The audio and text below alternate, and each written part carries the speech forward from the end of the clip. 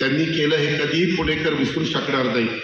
आणि एकंदरीतच या गणेशोत्सवाच्या निमित्तानं राष्ट्रीय आंतरराष्ट्रीय ख्यातीचे मान्यवर आणि प्रसिद्ध कलाकार आपली कला आपल्या गणेश भक्तांच्या समोर सादर करत असतात आणि आपल्या स्थानिक कलाकारांना सुद्धा एक कला सादर करण्याची संधी एक चांगला मंच म्हणून तिथं मिळत असते। गणेशोत्सवाच्या निमित्तानं पुणे शहरामध्ये सांस्कृतिक चळवळीला गती मिळते। ही सांस्कृतिक चळवळ अशीच बहरत राहण्यासाठी आपण सर्वांनी एक दिलाने काम केलं पाहिजे।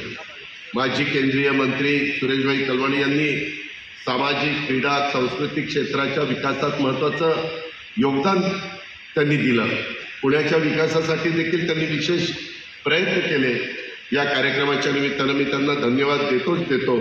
परंतु भारतीय हवाई दलातील वैमानिकापासून ते केंद्रीय मंत्रिपदापर्यंत त्यांचा प्रवास हा अतिशय विलक्षण आहे।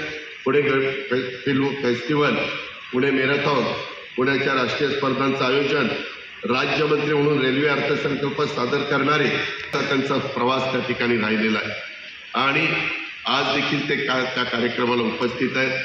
त्यांचं भाषण देखील सुरुवातीला आपल्याला सगळ्यांना ऐकवण्यात आलेलं आहे।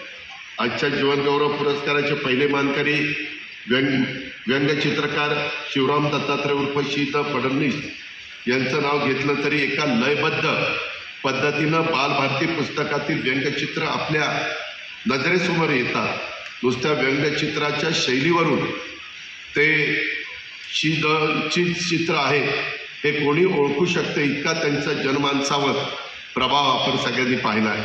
1.5 महिन्यापूर्वी शीत फडणवीस यांनी आपल्या शतक महोत्सवी वर्षात पदार्पण केलं आहे।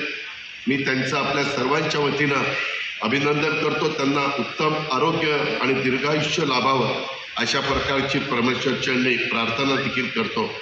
शालेय त्यांचं हास्यचित्रामुळं मुलांना मनातील गणिताची भीती दूर पळाली, त्यांची गणिताशी मैत्री झाली। आज सुद्धा शीतची हास्यचित्र नवी कोरी आणि टवटवीत असतात, त्यामागे त्यांचं मोठे समर्पण आहे। आत्ता देखील येताना 100 पार केलेला माणूस कसा ताड आला आणि कसा ताड गेला, नाहीतर 100च्या आतलेच निम्म्या आतले तर गळालेलेच आहेत, जाऊ देतात ते काही काढत नाही। परंतु